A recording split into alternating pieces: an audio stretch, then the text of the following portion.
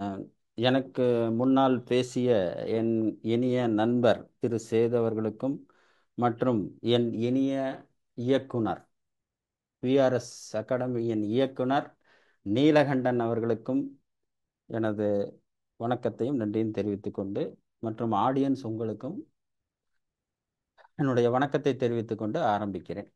So இதில் VRS அகாடமியில் இன்னைக்கு 24 25 அந்த ப்ரொவிஷன்ஸ் என்னென்ன இருக்கு. ஆக்சுவலாக இதில் பேசின என்டையர் சப்ஜெக்ட்டுமே ஏற்கனவே பேசின சப்ஜெக்ட் தான். நினைவூட்டல்கள் அப்படிங்கிறது, ஏன்னா இப்போ 24 25க்கு இன்கம் டேக்ஸ் நம்ம ப்ராக்டிக்கலாக ஒர்க் பண்ண போகிறோம். 25 26 27 இருந்தாலும் எதிர்காலம் இருந்தாலும் இப்போ நமக்கு நிகழ்காலம் 24 25 தான். அதை ஏற்கனவே பட்ஜெட் சமயத்தில் நம்ம பேசி இருந்தாலும் அதே கருத்துக்களை நினைவூட்டு போகிறேன். ஒரு சில இடங்களில் மிக விரைவாகவும், ஏன்னா நினைவூட்டலா இருக்கனால ஒரு சில இடங்களில் மிக நிதானமாகவும் செல்கிறேன். கூடிய மட்டும் நான் முடிக்கிறதுக்கு பார்க்குறேன் நான் ஆக்சுவலா. ஸோ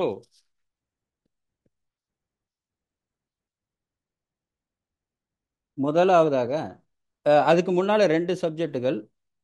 என்னுடைய தமிழ் புக் ரியல் எஸ்டேட்டிற்கான வருமான வரியும் ஜிஎஸ்டியும் அடுத்த வாரத்துக்கு விற்பனை வருகிறது. இதில் கண்டென்ட் பார்த்தீங்கன்னா ஜிஎஸ்டி அடிப்படை கருத்துக்கள், இந்த மாதிரி ஒரு 17 சாப்டர், கிட்டத்தட்ட 70 கொஸ்டினுக்கு பக்கம் ஜிஎஸ்டியும் 30 கொஸ்டினுக்கு பக்கம் இன்கம் டேக்ஸும் கவர் பண்ணியிருக்கேன். இந்த புக்கில் இருக்கக்கூடிய பெரும்பாலான சப்ஜெக்ட் மேட்டர், பெரும்பாலான கொஸ்டின் ஜிஎஸ்டிஐஸ் இருக்கு. இது தமிழில் கேள்வி பதில் வடிவில் மணிமேகலை பிரசுரம் சார்பில் வெளியிடப்படுகிறது. இதனுடைய விலை அடக்க விலை 130 பிளஸ் போஸ்டல் சார்ஜஸ் 100, 230க்கு இது கிடைக்கும். ஆக்சுவலாக வரும் புதன்கிழமையிலிருந்து இது கிடைக்கும். திங்கட்கிழமை டெலிவரி வருது, புதன்கிழமையிலிருந்து இது விற்பனைக்கு வருகிறது. இதனுடைய அடக்க விலை 130, போஸ்டல் சார்ஜஸ் 100, 230க்கு இது புதன்கிழமையிலிருந்து விற்பனை ஆரம்பிக்கும். அது சம்பந்தமான விவரங்களை குரூப்பில் பதிவு செய்கிறேன். ஸோ இது ஒன்று. ரெண்டாவது என்னுடைய அடுத்த 2வது புக்கான joint development agreement and real estate transaction ஆங்கில மொழியில் இன்றைக்கு டாக்ஸ் பப்ளிஷரால் வெளியிடப்பட்டிருக்கிறது. இதனுடைய அடக்க விலை 2330 ரூபாய். இதில் அது பர்ச்சேஸ் பண்ணக்கூடிய லிங்க் கொடுத்துருக்கேன். டாக்ஸ் பப்ளிஷர்லையும் பண்ணலாம், அமேசான்லையும் இது கிடைக்குது. இது கிட்டத்தட்ட 1120 பேஜஸ் இருக்கு. கண்டெய்னிங் இன்கம் டேக்ஸ், பிரதானமாக இன்கம் டேக்ஸ் அண்ட் ஜிஎஸ்டி இருந்தாலும் accounting standard, benami transaction act, money laundering act, income computation disclosure standard, RERA, RERA real estate transaction plus மற்ற ஒரு ஜேடிஏ பண்ணும்போது என்னென்னலாம் இருக்கணும்னு சொல்லி ரொம்ப எலாபரேட்டாக இருக்குது. இது ரொம்ப எலாபரேட்டாக இருக்கும். தமிழ் இதோட ஜூஸ்னு சொல்லலாம். இது 2 புக்கும் இன்று வெளியாட்டிருக்கிறது. இதனை விஆர்எஸ் அகாடமி இயக்குனர் நீலகண்டன் மீட்டிங்கில் அறிமுகப்படுத்துவதில் மிகவும் பெருமை கொள்கிறேன். ஸோ டைரக்டர் நீலகண்டன் இந்த மீட்டிங்கில் இந்த 2 புத்தகத்தையும் அறிமுகப்படுத்துகிறேன். நெக்ஸ்ட் சப்ஜெக்ட்டுக்கு போயிடலாம். இன்னைக்கு 24 25 தான் நினைவூட்டல். ஏற்கனவே இந்த சப்ஜெக்டெல்லாம் நான் ஏற்கனவே பேசிய விஷயங்கள் தான். ஸோ சில இடத்தில் விரைவாகவும் சில இடத்தில் நிதானமாகவும் சொல்கிறேன்.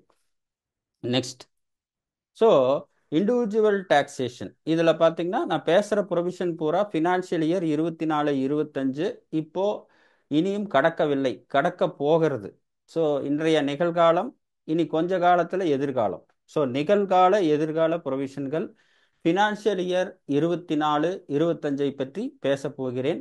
அதில் சில இடங்களில் நினைவூட்டி கொண்டும் சில இடங்களில் விசாரம் செய்தும் பார்ப்போம். ஃபர்ஸ்ட் எடுத்தோன்னே இண்டிவிஜுவல் டாக்ஸேஷன் ஆரம்பிக்கிறேன். ஓல்டு ரெஜிமில் நோ சேஞ்சு. அது உங்களுக்கு தெரியும். 2,50,000, 3 lakh சீனியர் சிட்டிசனுக்கு, சூப்பர் சீனியர் சிட்டிசனுக்கு 5 lakh. பெரும்பாலும் ஓல்டு ஸ்கீம் யாரும் யூஸ் பண்ணுறதில்ல. நியூ ஸ்கீமில் இந்த ஸ்லாப் ரேட் கொடுத்துருக்கேன். இந்த பிபிடி ஷேர் பண்ணுறேன். இது ஒரு தகவலுக்காக, ஒரு ஆரம்பிப்பதற்காக ஒரு இது என்னென்ன ஸ்லாப் ரேட்டுங்கிறத தகவலை கொடுத்துருக்கேன். மற்றபடி இதில் விசாரம் இல்லை. நெக்ஸ்ட். அடுத்தது பார்த்தீங்கன்னா கம்பேர் பண்ணி கொடுத்துருக்கேன். பொதுவாக ஃபினான்ஷியல் இயர் 23 24க்கும் 24 25க்கும் ஒரு சின்ன மாறுதல். 3.26 ரெட்டில் கொடுத்துருக்கேன். 3.6 3.7, அதாவது 1,00,000 ரூபா நமக்கு அட்வான்டேஜ் கிடைக்குது. ஆக்சுவலாக 3 to 6 5, 6 to 9 10 அப்படிங்கிறப்போ ஒவ்வொரு ஸ்டெப் ஏற்றிட்டு வந்திருக்காங்க. ஐ மீன் 3 to 7 7 வந்து அடுத்து 10 தான் வரணும், 10 வந்து அடுத்தது, அந்த மாதிரி சீக்வன்ஸ் வந்து ஒவ்வொரு லட்சம் ஸ்டெப்பாக 24-25ல நியூ ரெஜிம்ல ரேட்டுகள் மாற்றி அமைக்கப்பட்டுள்ளன. ஸோ இந்த மாற்றி அமைக்கப்பட்டதின் பலன் என்ன என்பதை பார்ப்போம். பொதுவாக இது நல்ல பலன்கள். குறைஞ்சபட்சம் 1 லேக் போட்டிங்கன்னா 1 லேக் ஸ்டெப் அப் பண்ணதுனால ஒரு 5000 ருபீஸ் நமக்கு குறைந்தபட்ச அட்வான்டேஜ் கிடைக்கும். ஏன்னா 3 to 6 lakhs 5%னா 3 to 7 lakhs போது அந்த அடிஷ்னல் 1 லேக்குக்கு 5% போட்டிங்கன்னா குறைந்தபட்சம் உங்களுக்கு ஒரு 5000 ரூபாய் நமக்கு பெனிஃபிட் கிடைக்கும். ஸோ இது பழைய பழைய அண்ட் புதிய 23, 24, 24, 25 ஒரு கம்பேரிசன் சார்ட் தான். நிலைமை 23, 24ல் எப்படி இருந்தது, 24, 25ல் எப்படி இருந்ததுன்னு என்பதை ஒரு டக்குன்னு ஒரு நிமிஷத்தில் அதை தெரிஞ்சுக்கிறதுக்காகவும் பச்சை கலரில் இந்த பக்கம் போட்டிருக்கேன், ரெட் கலரில் இந்த மாதிரி போட்டிருக்கேன், ஒரு நினைவூட்டுதலுக்காக. அடுத்தது ஸ்டாண்டர்ட் டிடக்ஷன். ஸோ 24, 25ல் ஸ்டாண்டர்ட் டிடக்ஷன் எல்லாத்துக்குமே தெரியும். ஃபர்ஸ்ட் நியூ ரெஜிமில் இப்போ நான் பேச போகிறது நியூ ரெஜிம் பற்றி. ஏன்னா ஓல்டு ரெஜிம் வேற, இப்போ நியூ ரெஜிமில் உங்களுக்கு தெரியும் 7 லேக் மட்டும் இல்லை, இந்த வருஷம் 12 லட்சம் மட்டும் இல்லை, இதுதான் நியூ ரெஜிம். பட் நியூ ரெஜிமில் 31/3/24ல் 50,000 இருந்த ஸ்டாண்டர்ட் டிடக்ஷன் 75,000 உயர்த்தப்படுகிறது. 50,000 ஸ்டாண்டர்ட் டிடக்ஷன். முதல்ல பார்த்தீங்கன்னா நியூ ரெஜிமில் ஆரம்ப கட்டத்தில் ஸ்டாண்டர்ட் டிடக்ஷன் வழங்கப்படவில்லை. அது பரிணாம வளர்ச்சி அடைஞ்சு 31/3/24ல் 50,000 அலோவ் பண்ணாங்க. For the year ended, financial year ended 31/3/24. அதாவது நம்ம இப்போ கரண்ட் லைவ்ல இருக்கிற ப்ரீவியஸ் இயர் 23-24க்கு 50,000 இருந்த ஸ்டாண்டர்ட் டிடக்ஷன் 24-25ல் 75,000 உயர்த்தப்படுகிறது. ஸோ இது முதல் ப்ரொவிஷன். ஆனால் எப்போன்னா நியூ ரெஜிமில் மட்டும்தான் அது கிடைக்குது. அதே மாதிரி ஃபேமிலி பென்ஷன்னா ஆக்சுவலாக ஃபேமிலி பென்ஷன் வந்து ஒரு எம்ப்ளாயி இறக்கும்போது எம்ப்ளாயர் அவருடைய குடும்பத்துக்காக கொடுக்கப்படும் பென்ஷன் தொகை தான் ஃபேமிலி பென்ஷன். ஸோ இது 57(2)ல தெளிவாக சொல்லுகிறது. ஃபேமிலி பென்ஷன்னா என்ன, அதோட சுருக்கமான கருத்து, ஒரு எம்ப்ளாயி இருந்துட்டு இருக்காரு, அவர் இறந்துடுறாங்க, அந்த எம்ப்ளாயர் வந்து அந்த குடும்பத்துக்கு ஒரு ஆதாரமாக இருக்கட்டும் சொல்லி, இல்லை சட்டப்படி பிளஸ் ஒரு நியாயப்படி ரெண்டும் சேர்ந்து ஒரு அமௌண்ட் வழங்குவது தான் ஃபேமிலி பென்ஷன் என்று அழைக்கப்படுகிறது. ஸோ இந்த ஃபேமிலி பென்ஷனுக்கும் நமக்கு ஸ்டாண்டர்ட் டிடக்ஷன் கிடைக்கும். ஏன்னா எல்லாரும் வந்து பிரதானமாக ஸ்டாண்டர்ட் டிடக்ஷன்ங்கிறது சேலரியை மையமாகி வைத்தே பேசுகிறோம். பட் ஃபேமிலி பென்ஷனுக்கு கூட செக்ஷன் 57ல் ஸ்டாண்டர்ட் டிடக்ஷன் உண்டு. அந்த ஸ்டாண்டர்ட் டிடக்ஷன் 23, 24ல் 15,000 இருந்தது, 25,000 உயர்த்தப்படுகிறது. ஸோ 15,000, 25,000. இது நியூ ரெஜிமில் தான். ஃபார் நியூ ரெஜிமில் எலிஜிபிள் நான் கவர்மெண்ட் எம்ப்ளாயி. அடுத்தது வந்து 80CCD எம்ப்ளாயர் கான்ட்ரிபியூஷன் 14%, 10%லிருந்து 14% பர்சன்டேஜ் உயர்த்தப்படுகிறது. ஸோ இந்த ஸ்லைடில் 3 விஷயம். நியூ ரெஜிமில் ஸ்டாண்டர்ட் டிடக்ஷன் 50,000லிருந்து 75,000ம், ஃபேமிலி பென்ஷன் 15,000லிருந்து 25,000ம் கிடைக்கிறது. ஸோ இந்த ஹலோ நீலகண்டன், டிஸ்டர்பன்ஸாக இருக்குங்க. ஹலோ, இதில் தான் மியூட் பண்ண முடியுதா? சரி, 50,000லிருந்து 75,000 15,000லிருந்து 25,000 நியூ ரெஜிம் இருந்தால் மட்டும் கிடைக்கும். ஓல்டு ரெஜிமில் அதே ஸ்டாண்டர்ட் டிடக்ஷன் தான். திருப்பி சொல்கிறேன், 50,000லிருந்து 75,000 உயர்த்தப்பட்ட ஸ்டாண்டர்ட் டிடக்ஷன் நியூ ரெஜிமுக்கு மட்டும்தான், ஓல்டு ரெஜிமுக்கு கிடையாது. அதே மாதிரி ஃபேமிலி பென்ஷன் பெரும்பாலும் டீல் பண்ணுறதில்ல. அதே மாதிரி நான் கவர்மெண்ட் எம்ப்ளாயிக்கு எம்ப்ளாயர் செலுத்தக்கூடிய 80CCD NPS national pension scheme வந்து 10%லேருந்து 14% மட்டும் உயர்த்தப்படுகிறது. முதல்ல வந்து என்னன்னா எம்ப்ளாயர் வந்து எம்ப்ளாயிக்கு எவ்வளோ பர்சன்டேஜ் கொடுத்தாலும் அளவு பண்ண மாட்டாங்க 80CCDயில். இப்போ 10% லிமிட் வச்சுருந்தாங்க. ஏன்னா அவர் 5 லட்ச ரூபா கொடுத்தா இவர் 5 லட்ச ரூபா டிடக்ஷன் அளவு பண்ண முடியாது. அதனால் 10%லிருந்து 14%ஆக உயர்த்தப்படுகிறது. அடுத்தது 87A ரிபேட். 87A ரிபேட் பார்த்தீங்கன்னா 7 லட்சம் ரிபேட், 7 லட்சம் டோட்டல் இன்கம் என்பது 87A ரிபேட்டை சார்ந்து இருக்கிறது. ஸோ 87A ரிபேட்டை பற்றி நம்ம விசாரம் பண்ணோம். ஏன்னா 7 லட்சம் இப்போ நியூ ஸ்கீமில் ரிபேட் கிடைக்குதுன்னா அதோட ரிபேட் என்பது எதை 7 லட்சத்துக்கு டாக்ஸ் இல்லைங்கிறது 87 ஆதாரமாக கொண்டிருக்கிறது. அப்ப 87A ரிபேட்டில் என்ன அதனுடைய பிளஸ் மைனஸ் என்ன? 87A ரிபேட் பார்த்தீங்கன்னா இன்கம் டேக்ஸ் 87A ரிபேட் வந்து ஸ்பெஷல் ரேட் ஆஃப் இன்கம் இருந்தா அதுக்கு 87A ரிபேட் கிடைக்காது. பட் அப் டு 31/3/25 மட்டும் ரிபேட் கிடைக்கும். அதாவது பின்னால் என்னன்னு சொல்றேன். அசஸ்மெண்ட் இயர் 26-27 31/3/25 மட்டும் ரிபேட் கிடைக்கும் 87A ஸ்பெஷல் ரேட்டுக்கு. அதாவது capital gain, short time capital gain, long time capital gain இதுக்கும் ரிபேட் கிடைக்கும். 26-27 இருந்து கிடைக்காது ஆக்சுவலா. இது என்னங்கிறது அடுத்த ஸ்லைட்ல சொல்றேன். அடுத்தது 87A வந்து இண்டிவிஜுவல் ரெசிடென்ட்டுக்கு மட்டும் கிடைக்கும். ஆர்டினரி அண்ட் நாட் ஆர்டினரி ரெசிடென்ட்டுக்கு கிடைக்காது. 87A என்பது இண்டிவிஜுவல் ரெசிடென்ட். அதாவது 87Aங்கிறது இண்டிவிஜுவலா இருந்தா மட்டும் பத்தாது, ரெசிடென்டா இருக்கணும். ஸோ ஹெச்எஃப்க்கு கிடைக்காது. ஆனா அப்ப இதுக்கு கிடைக்கும்னா நான் ரெசிடென்ட் ஹெச்எஃப் ஃபர்ம் கம்பெனிக்கு கிடைக்காது. அதே மாதிரி 87A ரிபேட் வந்து 31/3/25ல 25,000 மட்டும் கிடைக்கும். இது ஒண்ணு. அதே மாதிரி or income tax payable whichever is less ஆக்சுவலா. ஸோ அதே தான் சொல்லியிருக்கேன். இந்த ஸ்லைடோட கருத்து 87A ரிபேட் என்பது 26-27 இனிமேல் 25-26 ஃபினான்ஷியல் இயர்லேருந்து ஸ்பெஷல் ரேட்டுக்கு அப்ளிகபிள் ஆகாது. ஸ்பெஷல் ரேட்னா 111A 112A short time capital gain, long time capital கெயினுக்கு 87A ரிபேட் 25-26 கிடைக்காது. அப்ப 31/3/25 மட்டும் கிடைக்கும் ரிபேட். ஏன்னா இப்ப நிறைய சிபிசியில வந்து கிடைக்காதுன்னு சொல்றாங்க, அதுக்கப்புறம் வந்து நமக்கு கிடைக்குது ஆக்சுவலா அளவு பண்றாங்க. அதே மாதிரி 87A என்பது இண்டிவிஜுவல் ரெசிடென்ட்டுக்கு மட்டும்தான் கிடைக்கும். நான் ரெசிடென்ட் ஹெச்எஃப் ஃபர்முக்கு கிடைக்காது. 87A ரிபேட் வந்து 25,000 மட்டும் அலோவ் பண்றாங்க 31/3/25க்கு.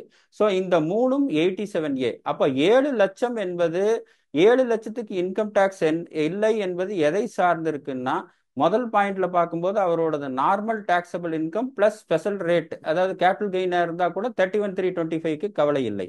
ரெண்டாவது பொறுத்தளவு 87A அவர் இண்டிவிஜுவல் இருந்தால் மட்டும் பத்தாது, ரெசிடென்ட் இண்டிவிஜுவலாக இருக்க வேண்டும். ஹெச்எஃப் நான் ரெசிடென்ட் ஃபர்ம் கம்பெனி முதலியவற்றுக்கு கிடைக்காது ரிபேட். அப்போ 7 லட்சங்கிறது எல்லாத்துக்கும் போற தரிசனம், பொது தரிசனம் அல்ல. ஸோ அது இண்டிவிஜுவல் ரெசிடென்ட்டாக இருந்தால் மட்டும்தான் கிடைக்கும். ஸோ இதை பார்த்துக்குங்க. அதே மாதிரி 25,000க்கு மட்டும் கிடைக்கும். பழைய ஸ்கீமுக்கு 12,500 மட்டும் கிடைக்கும். அப்போ 7 லட்சம் எக்ஸம்ஷன் என்பது 87Aல என்னென்ன கன்ஸ்ட்ரெயின்ட் இருக்கோ அது பாதிக்கும். சில நேரத்தில் 7 லட்சத்துக்கு கீழே இருந்தால் கூட டாக்ஸ் கட்ட வேண்டியது இருக்கும். உதாரணம் பார்த்தீங்கன்னா ஹெச்எஃப்ஆ இருக்கிற பட்சத்தில் அந்த 7 லட்சத்துக்கு ரிபேட் கிடைக்காது. ஏன்னா இண்டிவிஜுவல் வந்து நான் ரெசிடென்டா இருக்கிறப்ப 87A ரிபேட் கிடைக்காது. ஸோ இதை கொஞ்சம் கவனித்துக் கொள்ளுங்கள். அடுத்தது பார்த்தீங்கன்னா 87A சில இப்ப சிபிசில இருந்து வருது, சென்ட்ரல் ப்ராசஸிங் யூனிட் பெங்களூர்ல இருக்கு. சில என்ன பண்றாங்கன்னா suppose short time capital gain ஒரு டோட்டல் இன்கம் இருக்கிறப்போ, குறிப்பா 7 லட்சத்துக்கு கீழே இருக்கிறப்போ என்ன பண்றாங்கன்னா, அந்த 7 லட்சம் இன்கத்துல நார்மல் இன்கமும் இருக்கும், இன்கம் சப்ஜெக்ட் டு ஸ்பெஷல் ரேட்டும் இருக்கும். Normal income subject to special ரேட்னா ஷார்ட் டைம் கேபிட்டல் கெயின் அல்லது லாங் டைம் கேபிட்டல் கெயின். ஏன்னா இது ரெண்டு தான் ஸ்பெஷல் ரேட்ல வருது ஆக்சுவலா. ஸோ மீதி இருக்கிறதெல்லாம் நார்மல் நம்ம ஸ்லாப் பிரகாரம் போயிட்டு இருக்கும். ஏன்னா 87A பெரும்பாலும் இண்டிவிஜுவல் இருக்கனால அந்த ஸ்லாப் ரேட் பிரகாரம் வரும். Short time capital gain tax rate the special rate, long time capital gain tax rate the special rate. இதை பத்தி விரிவா பின்னால பார்க்கலாம். சிம்பிளா என்னன்னா, ஒரு டாக்ஸபிள் இன்கம் 7 லட்சத்துக்கு கீழே இருக்கும்போது it is a combination of normal income and income subject to special rate இருக்கலாம். இப்ப சிபிசி என்ன பண்றாங்கன்னா, சப்போஸ் ஸ்பெஷல் ரேட்ல இருக்கக்கூடிய இன்கத்துக்கு ரிபேட் அப்ளிகபிள் ஆகாது.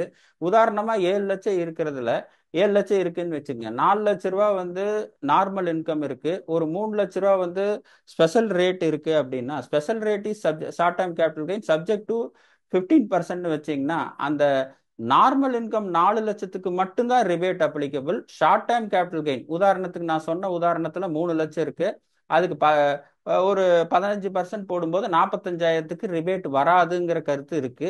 ஆனா இப்ப டெசிஷன், சில அப்பீல் டெசிஷன் என்னன்னா, ரிபேட் வந்து ரிபேட் இஸ் அலவபிள். ஏன்னா 87A வந்து டோட்டல் இன்கம்னு சொல்றது வந்து total income include taxable income at normal rate plus special rate. Total income தான் 87A ரெஃபர் பண்ணியிருக்க ஒழிய அந்த டோட்டல் இன்கம் என்பது taxable income plus special income ரெண்டும் உள்ளடக்கம். ஹையர் ரிபேட் வந்து நியூ ஸ்கீமுக்கும் ஓல்டு ஸ்கீமுக்கும் கொடுக்குறாங்க. ஸோ அப்போ என்ன டெசிஷன் வந்திருக்குன்னா 31/3/25 வரை ரிபேட் என்பது நார்மல் இன்கத்துக்கு மட்டும் பாதிக்கப்பட்டதில்லை.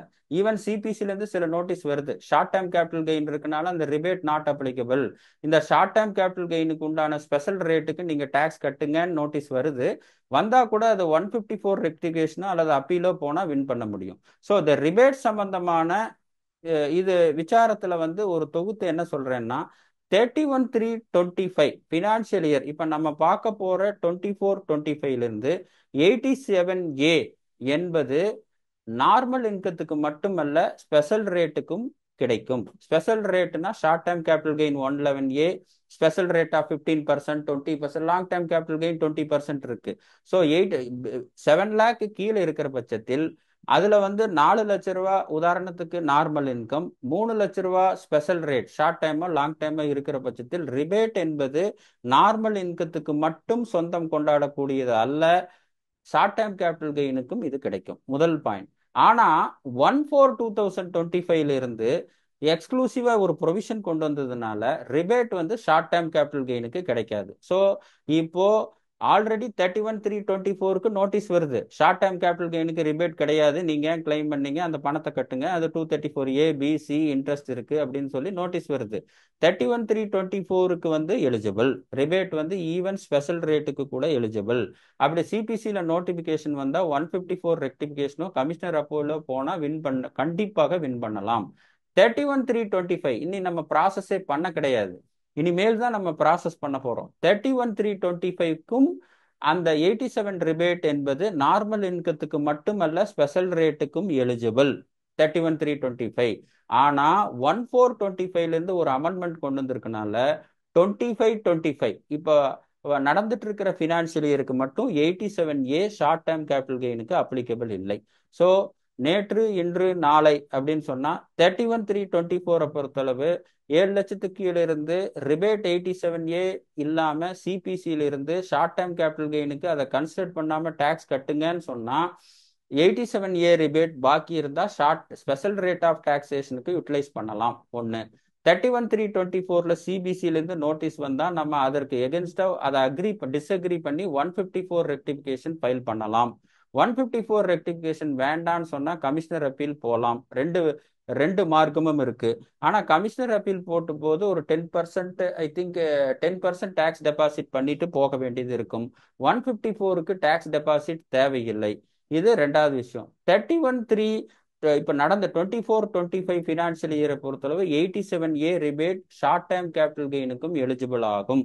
ஆக்சுவலா 1/4/2025 இருந்து ரிபேட் என்பது ஷார்ட் டைம் கேபிட்டல் கெயின் வந்து ஸ்பெஷல் ரேட்டுக்கு கிடைக்காது. இதுதான் வந்து இதனுடைய சாரம் ஆக்சுவலா. அடுத்தது நெக்ஸ்ட் பாத்தீங்கன்னா இது அதோட உதாரணம் தான் போட்டிருக்கேன். ஃபர்ஸ்ட் 23-24 கம்பேரிட்டிவா போட்டிருக்கேன். டிஃபரெண்ட் இன்கத்துல 7,75,000 இருந்து ஆரம்பிச்சு 7,75,000, 10 lakh 50, 12 lakh, 20 lakhன்னு டிஃபரெண்ட் இன்கத்தோடதுல எப்படி ஆப்ரேட் ஆகுதுன்னு சேலரி எம்ப்ளாயிக்கு இந்த பிபிடி ஷேர் பண்றேன், இதை நீங்க பாத்துக்குங்க. இருந்தாலும் ஃபர்ஸ்ட் கட்டம் மட்டும் நான் எக்ஸ்பிளைன் பண்றேன். 7,75,000 இருக்கு. 23-24ல நமக்கு உதாரணத்துக்கு ஸ்டாண்டர்ட் டிடக்ஷன் வந்து 50,000, 24-25க்கு பார்த்தீங்கன்னா 75,000 standard deduction. So tax on the income பார்த்தீங்கன்னா 7,25,000 இருந்தது, இன்னைக்கு 7 lakh ஆயிருக்கு. ஸோ அப்போ 7,75,000 ஒரு சேலரி எம்ப்ளாயி வாங்குறாருன்னா 23-24 அவருக்கு அளவான ஸ்டாண்டர்ட் டிடக்ஷனே 50,000 தான். ஸோ 50,000 போக ஃபர்ஸ்ட் காலத்துல 7,25,000 இருக்கு. அந்த 7,25,000க்கு நியூ ஸ்கீம் பிரகாரம் 27,500 நமக்கு டேக்ஸ் வருது. அதுல ரிபேட் வந்து ஏன்னா மார்ஜினல் ரிலீஃபா இருக்கனால 2500 ரிபேட் கிடைக்குது. எஜுகேஷன் செஸ் வந்து 4% போட்டீங்கன்னா 25,000க்கு 26,000 கிடைக்குது. ஆனா இப்ப ஸ்டாண்டர்ட் டிடக்ஷன் 25,000 இன்க்ரீஸ் பண்ணதுனால 7,75,000 என்ற நிலையில் standard deduction second column 75,000 deduction கிடைக்குது. 7 லட்ச ரூபாய் இருக்கு, சுத்தமா டாக்ஸ் இல்லை. ஸோ ஒரு சேலரி எம்ப்ளாயி 7,75,000 போன வருஷம் ஏர்ன் பண்ணி ஒரு இந்த வருஷம் ஏர்ன் பண்ணி ரெண்டு சமநிலையில் இருக்கும்போது போன வருஷம் பார்த்தீங்கன்னா 7,75,000 ஸ்டாண்டர்ட் டிடக்ஷன் 50,000 இருக்கிற காரணத்தினால அவர் 26,000 கட்ட வேண்டியது இருக்கு. இப்ப ஸ்டாண்டர்ட் டிடக்ஷன் 25,000 இன்க்ரீஸ் பண்ண காரணத்துல 26,000 ரூபாய் அவருக்கு மிச்சமாகுது. இது பார்டர் கேஸ்ன்னு சொல்லலாம். ஹையஸ்ட் கேஸ் பார்த்தீங்கன்னா இந்த கடைசியில் இருக்கு, நடுவில் இருக்கிறத நீங்க செக் பண்ணிக்கங்க. இந்த பிபிடி நான் கொடுத்துட்றேன். 20 லட்சங்கிற நிலையில பாத்தீங்கன்னா ஸ்டாண்டர்ட் டிடக்ஷன் 50,000, 19,50,000, அதுக்கு டாக்ஸ் 2,85,000, எஜுகேஷன் செஸ் 2,96,400 டாக்ஸ். அதே மாதிரி 20 லட்சத்துல பாத்தீங்கன்னா 24-25ல 2,78,200. ஸோ இதுல பார்க்கும்போது எப்படி வெறும் ஸ்டாண்டர்ட் டிடக்ஷன் எஃபெக்ட்னாலேயே நமக்கு 2 வருஷத்துல 24-25ல 7,75,000 நிலையில 26,000 டாக்ஸ் மிச்சமாகுது. 10,50,000த்துல 13,000 என்ற டாக்ஸ் மிச்சமாகுது. 12 லட்சத்துல 14,300 டாக்ஸ் மிச்சமாகுது. 20 லட்சத்துல 18,200 டாக்ஸ் மிச்சமாகுது. ஸோ இந்த கம்பேரிட்டிவ் சார்ட் வெறும் ஸ்டாண்டர்ட் டிடக்ஷனாலேயே 24-25ல நிறைய டாக்ஸ் மிச்சமாகக்கூடிய வாய்ப்புகள் குறிப்பாக சேலரி எம்ப்ளாய்க்கு, ஏன்னா அவங்களுக்கு தானே ஸ்டாண்டர்ட் டிடக்ஷன் கிடைக்குது, அதனால் அதிகமாக உண்டு. அடுத்தது பாத்தீங்கன்னா இது சேலரி எம்ப்ளாயி அல்லாம, சேலரி எம்ப்ளாயி இல்லாம நான் சொன்ன மாதிரி அந்த ஸ்லாப் ரேட்லயே வெறும் ஸ்லாப் ரேட்டே 1 லட்சம் ஸ்டெப் அப் பண்ணதுனால 9 லட்சம் என்ற நிலையில் 5,200, 18 லட்சம் என்ற நிலையில் 10,400. இந்த ரெண்டு சார்ட் எதுக்கு கொடுக்குறேன்னா, ஃபர்ஸ்ட் சார்ட் பாத்தீங்கன்னா வெறும் ஸ்டாண்டர்ட் டிடக்ஷன் இன்க்ரிமெண்ட் ஒரு எஃபெக்ட் மேல, ஸ்டாண்டர்ட் டிடக்ஷன் ஒரு எஃபெக்ட், சேலரி எம்ப்ளாயி பொறுத்தளவு ஸ்டாண்டர்ட் டிடக்ஷன் இன்க்ரீஸ் ஆகிறது ஒரு எஃபெக்ட், பிளஸ் இந்த ஸ்லாப் ரேட் வந்து 6 லட்சத்திலிருந்து 7 லட்சம் பண்ணது ரெண்டு எஃபெக்ட். இந்த ரெண்டு எஃபெக்ட்னால சேலரி டாக்ஸ் பேயருக்கு டபுள் பெனிஃபிட் கிடைக்குது. நெக்ஸ்ட் ஸ்லைட்ல பார்க்கும்போது அதர் தென் த சேலரி எம்ப்ளாய்க்கு ஸ்டாண்டர்ட் டிடக்ஷன் இல்லை, அவங்களுக்கு வந்து அந்த ஸ்லாப் ரேட்டோட ஸ்டெப் அப் அட்வான்டேஜ் மட்டும் கிடைக்கும். அந்த அட்வான்டேஜுக்கே பார்த்தீங்கன்னால அதுவும் கம்பேரிட்டிவ் கண்டிப்பா அட்வான்டேஜ் இருக்கு. அப்போ சுருக்கமான கருத்து 24-25 பொறுத்தளவு சேலரி எம்ப்ளாயி இருந்தா ரெண்டு பெனிஃபிட் கிடைக்குது. ஒன்னு ஸ்டாண்டர்ட் டிடக்ஷன் இன்க்ரீஸின் மூலம் ஒரு டாக்ஸ் சேவிங்ஸ் ஒரு ஸ்டெப்பு, ரெண்டாவது ஸ்டெப்பு ஸ்லாப் ரேட் இன்க்ரிமெண்டல் பண்ணுவது மூலம், ஐ மீன் 6 லட்சத்திலிருந்து பேசிக் 3 to 6, 7 பண்றோம் இல்லையா, அந்த ஸ்லாப் ரேட் மூலம் கிடைக்கும் டபுள் பெனிஃபிட் வந்து சேலரி எம்ப்ளாயியை பொறுத்து கிடைக்குது. ஆனா நான் சேலரி எம்ப்ளாயியை பொறுத்தளவுக்கு அவங்களுக்கு சட்டப்படி ஸ்டாண்டர்ட் டிடக்ஷன் கிடைக்கிறது இல்லை. அதனால் வெறும் அந்த ரேட், அதாவது 3 to 6ங்கிறது 3 to 7 ஆகிறதுனால கிடைக்கக்கூடிய ரேட் அட்வான்டேஜ்ல இந்த பெனிஃபிட் இருக்கு. ஸோ இந்த கம்பேரிட்டிவ் பார்த்துக்க ஃபைனலா என்னன்னு கேட்டா சேலரி எம்ப்ளாயிக்கு double bonus, other than the salary எம்ப்ளாயிக்கு ஒரு போனஸ் அப்படின்னு வச்சுக்கலாம் சுருக்கமான கருத்து. அடுத்தது பாத்தீங்கன்னா இந்த நியூ ஸ்கீம்ல இதெல்லாம் பிளாக்டு இன்சென்டிவ், இதெல்லாம் விசாரம் இல்லை, ஒரு செக்கிங்காக கொடுத்துருக்கேன். எதெல்லாம் கிடைக்காது, leave travel concession, house rent, professional tax இதெல்லாம் கிடைக்காது. அலவபிள் இன்சென்டிவ் பப்ளிக் ப்ராவிடென்ட் வந்து எக்ஸம்டட் தான், போஸ்ட் ஆஃபீஸ் சேவிங்ஸ் பேங்க் பண்ணிக்கலாம், கன்வேயன்ஸ் அலவன்ஸ் வந்து அஃபிஷியல் பர்பஸ் இருந்தால் கிளைம் பண்ணிக்கலாம். ஸோ மேலே நியூ ஸ்கீமில் வந்து பிளாக்டு இன்சென்டிவ்னா நம்ம கிளைம் பண்ண முடியாது நியூ ஸ்கீமில். ஆனால் நியூ ஸ்கீம்ல கிளைம் பண்ணக்கூடிய சில லிஸ்ட்டும் கீழே கொடுத்துருக்கேன். இதுல வந்து விசாரம் இல்லை, இது இருக்கு இது இல்லை. ஸோ இந்த இன்சென்டிவ்க்கு நியூ ஸ்கீம்ல கிளைம் பண்ண முடியாது, இந்த இன்சென்டிவ்க்கு நியூ ஸ்கீம்ல கிளைம் பண்ண முடியும். இந்த பிபிடி ஷேர் பண்றேன், அதை பார்த்துக்குங்க. பொதுவாக public provident post office saving fund ரெண்டு ஸ்கீம்லையும் அலோவ் பண்றாங்க. So post office public provident fund வந்தாவே நம்ம அதை ஞாபகம் வச்சுட்டா ரெண்டு ஸ்கீம்லையுமே நமக்கு அந்த டிடக்ஷன் கிடைக்கும். அடுத்தது ஏடிசி டு ஏடியு வந்து நியூ ஸ்கீம்ல கிடையாது. ஏடிசி டு ஏடியு கிடையாது. ஆனா எது இருக்கு அப்படின்னு பார்த்தா national pension scheme 80CCD subsection 2, Agniveer corpus ஃபண்ட்னா அது டிஃபென்ஸ் சென்ட்ரல் கவர்மெண்ட் கான்ட்ரிபியூட் பண்றது. So ADC to ADU new ஸ்கீம்ல கிடைக்காதுன்னு சொன்னாலும், கிடைக்காதுன்னு சொல்றது சிம்பிள், எது கிடைக்குங்கிறத பார்த்தீங்கன்னா employer contribution to the national pension scheme 80CCD 2. ஏன்னா நிறைய இடத்துல என்பிஎஸ்னு ஒரு ஸ்கீம் இருக்கு, அந்த NPS scheme even 80C to 80U என்ற வரையறையில் வந்தா கூட நியூ ஸ்கீம்ல 80CCD சப்செக்ஷன் 2 நமக்கு கிடைக்கும்.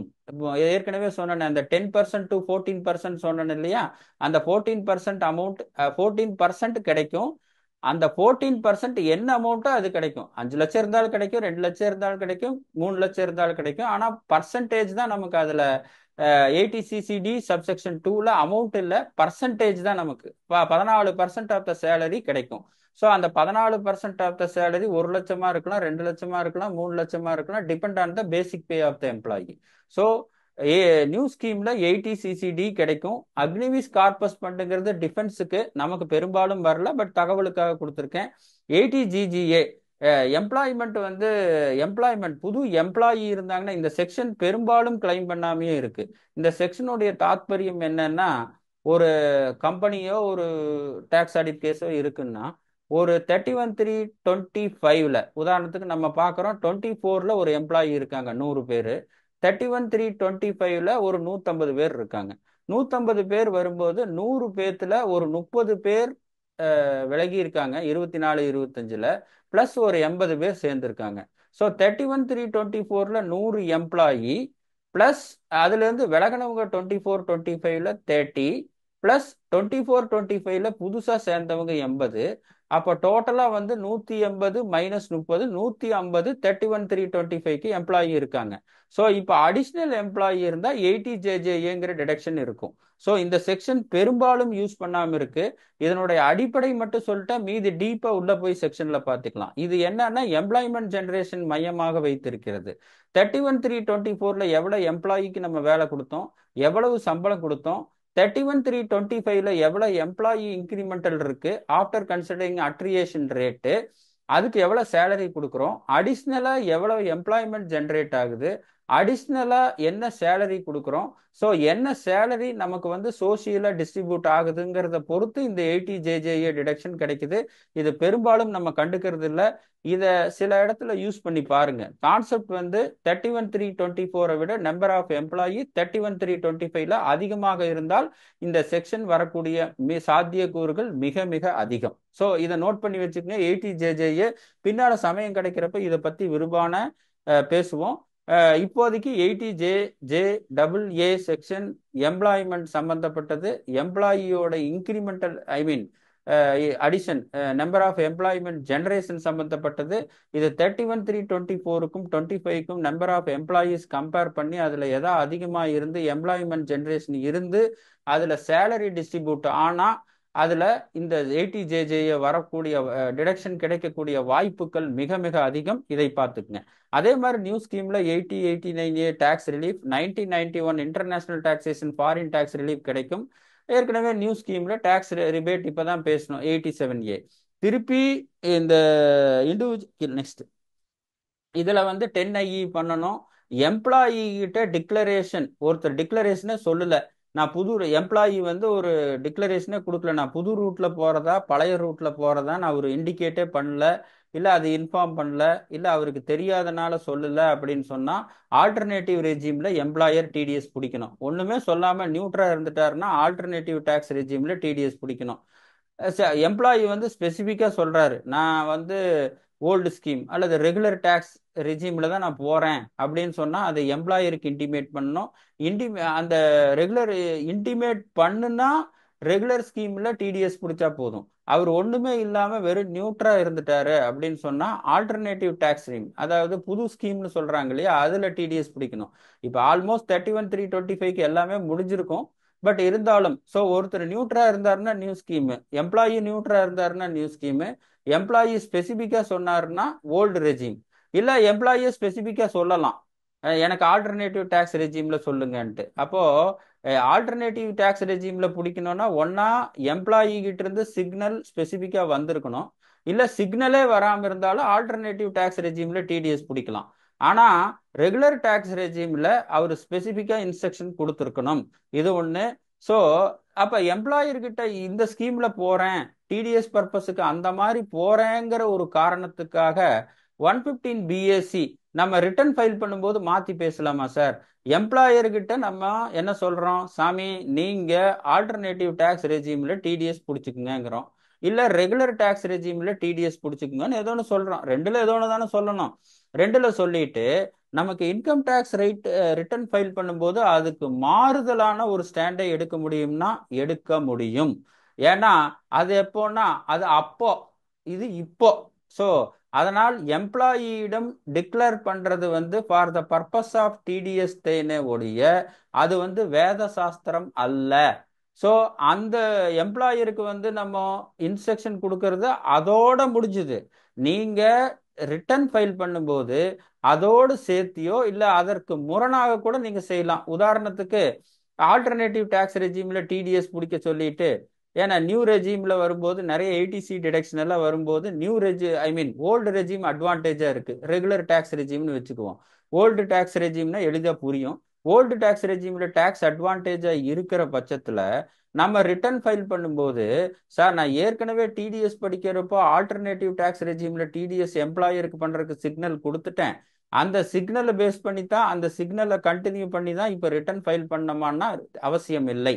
ஸோ டிடிஎஸ்க்காக கொடுக்குற இன்ஸ்ட்ரக்ஷன் வேறு. நீங்க அந்த 31 ஜூலை அல்லது 31 October due date of filing ரிட்டர்னுக்குள்ள நீங்க ஆப்ஷன் எக்ஸசைஸ் பண்ணால் போதுமே ஒழிய, எம்ப்ளாயர் எம்ப்ளாயி கம்யூனிகேஷன்ல நீ ஆல்டர்னேட்டிவ் ஸ்கீம்ல டிடிஎஸ் பிடிச்சிக்கோ இல்ல ரெகுலர் டாக்ஸ் ரெஜிம்ல பிடிச்சிக்கோங்கிறது அங்க. இங்க நீங்க எக்ஸசைஸ் பண்ணிட்டு அந்த டிடிஎஸ் கழிச்சிட்டு ரீஃபண்ட் வாங்கிக்கலாம், அல்லது டாக்ஸ் லைபிலிட்டி இருந்தா அது பண்ணிக்கலாம், அது வேற விஷயம். ஸோ இந்த ஸ்லைட்ல சொல்லப்படுற சுருக்கமான விஷயம், எம்ப்ளாயி தன்னுடைய டிடிஎஸ் பர்பஸுக்காக எம்ப்ளாயரிடம் என்ன ஸ்கீம்ல, ஆல்டர்னேட்டிவ் ஸ்கீம்லயோ ரெகுலர் ஸ்கீம்லயோ டிக்ளேர் பண்ணா அதுதான் ரிட்டர்ன் ஃபைல் பண்ணும்போது ஃபாலோ பண்ணணுங்கிறது வேத சாஸ்திரம் கிடையாது.